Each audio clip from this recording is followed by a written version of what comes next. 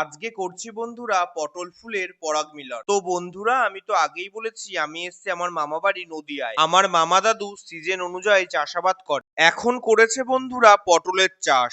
এই যে এটাই আমার মামা দাদু অর্থাৎ আমার মায়ের মামা। এনারই এই পটল ক্ষেত। দেখো বন্ধুরা কত সুন্দর আর কত পরিমাণে পটল হয়েছে। পটল চাষে কিন্তু বন্ধুরা পরাগ মিলন করতেই হয়, না হলে ভালো ফল হয় না। আমার হাতে এখন যে ফুলটা দেখতে পাচ্ছ বন্ধুরা, এটা কিন্তু পুরুষ ফুল।